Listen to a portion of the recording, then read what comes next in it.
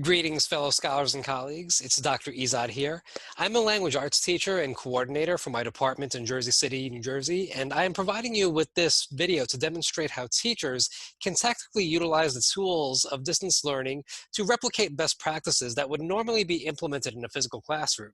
And we will be doing that by exploring how various distance learning tools were utilized in this demo Google Classroom I have right here. With that said, I'd like you to take a look at these three quotes here and determine how much they resonate with you. You can feel free to express such in the comments below.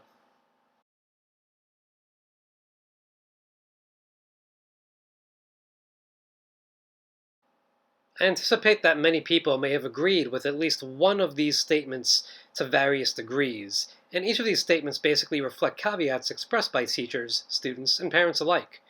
Essentially, there seems to be a prevailing sentiment among various groups of individuals that distance learning is inherently inferior to face-to-face instruction, that distance learning is a watered-down version of what teachers typically do in the classroom.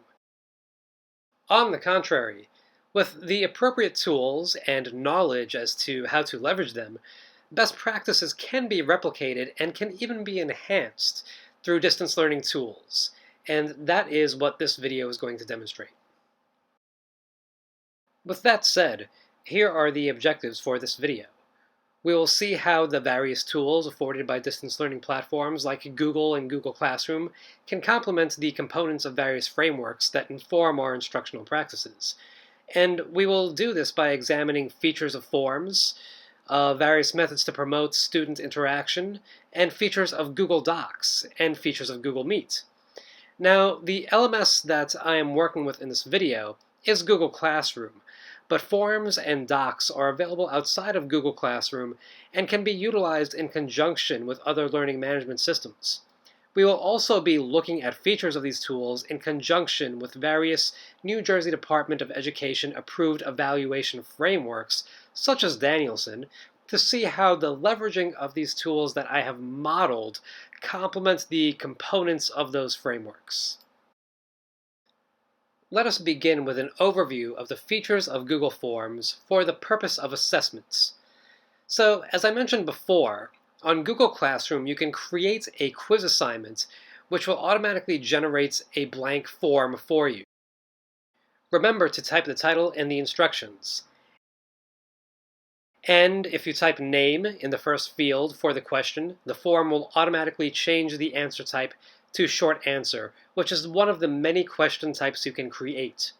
Now, when you click on this plus sign, you can create a new question, type the question here, and then the drop-down menu will provide you with a list of all the different question types that you can create, each of which has different purposes. You can create multiple choice questions, checkboxes, drop-downs, and Likert scales. But in the interest of keeping things simple, we will just create a quiz with multiple choice and checkbox questions, both of which will have correct responses, which can be designated here. The reason for this is because Google Forms has a feedback feature, of which I made mention in the previous video, that allows for feedback and relevant resources to be released upon students receiving their scores should they respond to specific items inaccurately. And systemic leveraging of this feature, as you will see, complements best practices outlined by Danielson and other approved frameworks. Now remember, you will also want to adjust the settings for use of this distance learning tool to appropriately complement these best practices. You will want to make sure that students can only respond once, and under the Quizzes tab, you can also set up the quiz to release feedback immediately or after the teacher has reviewed all the responses. This can mitigate any issues concerned with students sharing answers during asynchronous learning, which is especially important as we will be allowing students to view missed questions and the correct answers. Also note that if you are not using Google Classroom, you will have to make the form a quiz under this Quiz tab. Before we examine how these features that we just activated on the Google form can be used to complement the different critical attributes of various evaluation frameworks, let us review those components of those frameworks first. With respect to the Charlotte Danielson framework, students should be afforded opportunities for reflection, receive high-quality feedback from different sources, and teachers ought not move on until every student has met the learning objectives. There are parallels to this in the Classroom Strategies Scale Framework, which states that students be afforded the ability to track their own progress, and the Pearson Framework for the Observation of Effective Teaching, which posits that teachers be persistent in helping students achieve learning goals. So let's see how this plays out when students take the quiz. Under the assignment I have created, students can click on the form to take a quiz. I have provided resources and feedback for both of these items here, but I will intentionally only answer one question inaccurately. I'm going to now submit my responses. And I had set this to give students feedback immediately, so I'm just going to click here to see my responses. Notice how I am only getting feedback and having resources released for the item that I responded to inaccurately. Now, after going over the feedback and the accompanying resource for the answers the students responded to inaccurately, which affords students the ability to monitor their own progress, what with them knowing what concepts or skills they would have to master to get a better score, I always give students an opportunity to gain the points lost for that item by having them provide an explanation as to why the correct choice was the best answer. Their response has to be based on the resource that I had provided to them, so the students are not only receiving feedback that you might not necessarily be readily available to provide yourself, they are also able to reflect on any misconceptions they had as well. I also have an option for students to provide this explanation with sentence stems available for students who might struggle with writing, thereby indicating that I do not consider a lesson finished until every student has a substantial understanding. This is also indicative of my persistence in helping students achieve learning goals, even if I am not physically present.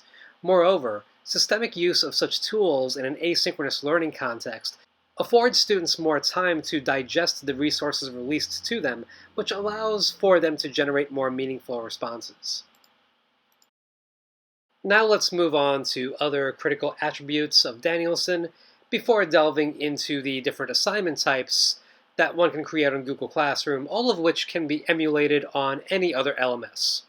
So according to Danielson, students should be able to articulate what they are learning, be engaged in discussion with the teacher and their peers, initiating questions when appropriate, must monitor their own understanding through teacher-provided resources or feedback, and the teacher ought to be constantly taking the pulse of the class.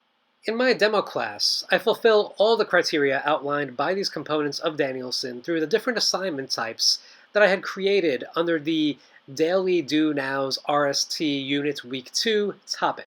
For instance, I have used Google Classroom's question tool to generate a question asking students how confident they are in completing the body paragraphs for this research simulation task, which is the final product for this unit that I have outlined on Google Classroom.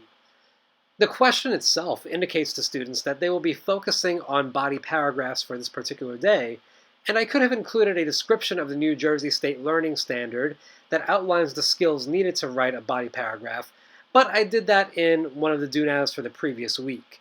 In any case, aside from allowing students to articulate what they are learning for the day, how to write a body paragraph, the questions feature provides a tally of how many students selected a particular response and which students selected said response, and that allows both for the student to monitor their own progress and the teacher to know which students to prioritize or send additional resources to.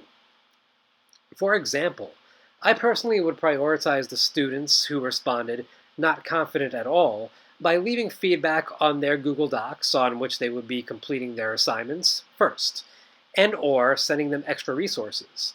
Moreover, posing such a question is indicative of the teachers checking the pulse of the class, as this is one method of ongoing formative assessment that the teacher leverages to aid the students in meeting learning objectives. This can also be easily replicated in a Google form, should one not have access to Google Classroom. In other Do Now activities for this week, students are encouraged to provide feedback to peers according to rubric criteria, which is attached as a resource, and ideate ways to construct the concluding paragraph and share their ideas with peers. Their ideas should be based on the learning objective, which is drawn from the New Jersey State Learning Standard for writing a concluding paragraph, and they are to respond with their ideas as a class comment and critique the response of their peers.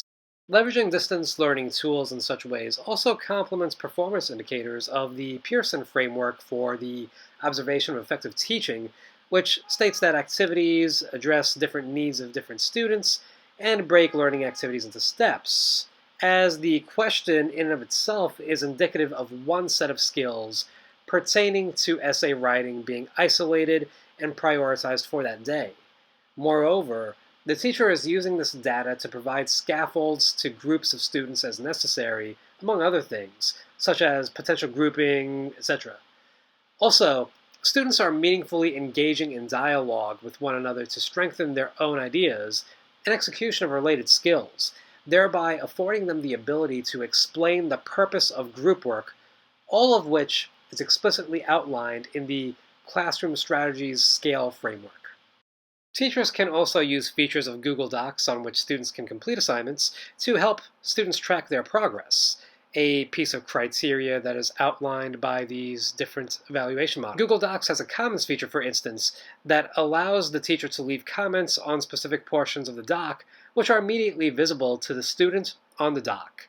As such, this works perfectly with both synchronous learning and asynchronous learning, as students can look at and apply the feedback in real time or at their leisure.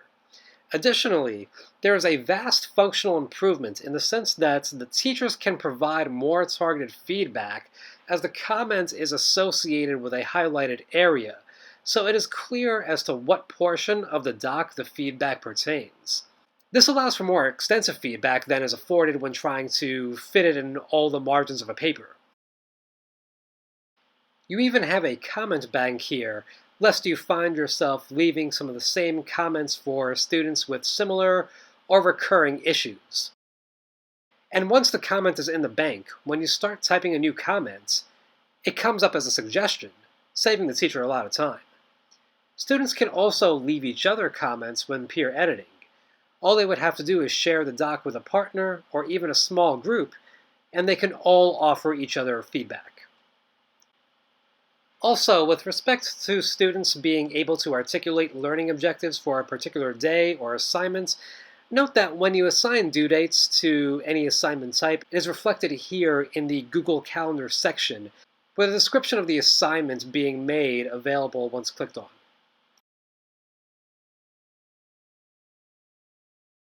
Now, even though Google Docs and class comments satisfy criteria outlined by critical attributes of different frameworks, you may still want to have students engage in real-time discussion, and that can be accomplished through Google Meet.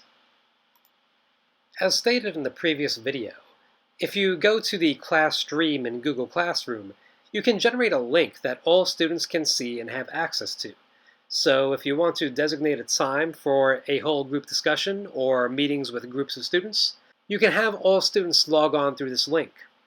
You can also access Google Meets through your Gmail and generate a link from there. If you want students to enter small groups, you can use the Google Meets and Breakout Rooms extension in order to create individual meets for smaller groups of students. Using the group generator, you can assign students into a designated room. Once you click on the group, a new tab will be generated for that meet, and you can provide your students with that link in the chat. Now, when using breakout rooms, some teachers are nervous about not being able to monitor students, but this issue is mitigated with the Google Meets and Breakout Rooms extension, as you can keep the tabs for all the groups open, thus allowing you to listen to all groups at once. In order to keep that from sounding too chaotic, you can download the volume control extension, which will allow you to lower the volume of specific tabs. As such, you can lower the volume of a tab containing a breakout room with which you are not directly working, while still being able to listen in on those groups, still taking the pulse of the class.